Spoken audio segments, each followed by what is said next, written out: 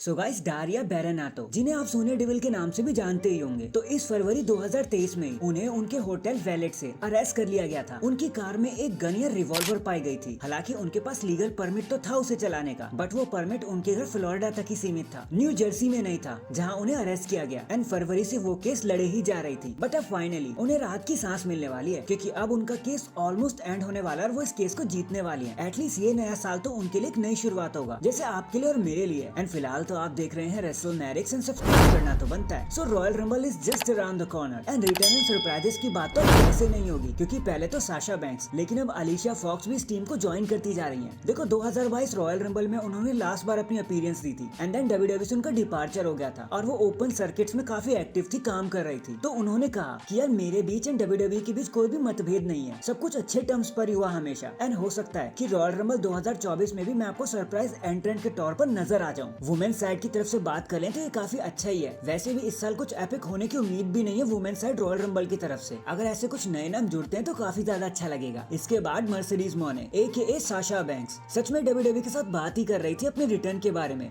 और शायद यही एक रीजन था कि वो बार बार क्यों WWE के रिगार्ड्स पोस्ट करे जाए थे अपने इंस्टाग्राम पर। बट अभी फ्राइडे नाइट्स के बाद उनकी बात शायद बंद हो गई है WWE के पास से। एंड यस, दोनों पार्टीज मतलब WWE एंड साशा बैंक्स एक दूसरे से बातें कर ही रही थी रिजल्ट के लिए, लेकिन उसका जो एंड रिजल्ट था वो शायद सही नहीं आया एंड दोनों के बीच में बातें कुछ पक्के तौर पर हो नहीं पाई। बट आई थिंक कि साशा बैंक्स अब वापस आ ही जाएंगी, क्योंकि ऐसा ही कुछ CM पंक के साथ भी हुआ था, लेकिन वो इंडियन सर्वाइवर सीरीज में हमें दिखाई भी दे गए थे। तो क्या पता साशा बैंक्स के साथ भी कुछ ऐसा ही हो जाए, मतलब मर्सिडीज मोने। नेक्स्ट हम जानते हैं कि कैसे रिया रिप्ली हमेशा आउटस्पोकन रही है, जो भी बात होती है वो सीधे सीधे कह देती है एंड जब वो अपने कैरेक्टर में होती है तो वो स्ट्रेट फॉरवर्ड इतनी ज्यादा हो जाती है कि किसी के सेंटिमेंट्स की चिंता ही नहीं करती। देखो अभी हाल ही में क्या हुआ, WWE ने कनाडा में एक शो किया था, एक लाइव इवेंट किया था, जहाँ रिया रिप्ली अपने टाइटल को डिफेंड करी थी ट्रिपल थ्रेट फैशन में शेना बेजलर एंड आईवी के साथ। वहाँ पर वो जीत गई, लेकिन जब मैच खत्म हुआ और वो वहाँ से जाने लगे तो रिया रिप्ली ने इस पिक्चर को पोस्ट कर दिया अपने इंस्टाग्राम पर एंड सीधा गुड बाय कह दिया उन्होंने कनाडा को, और कह दिया कि मुझे तो बहुत खुशी हो रही है यहाँ से जाके। यार मानना पड़ेगा, रिया रिप्ली इज रिया रिप्ली, आप उन्हें रेसलिंग में तो क्या बातों में भी टक्कर नहीं दे सकते।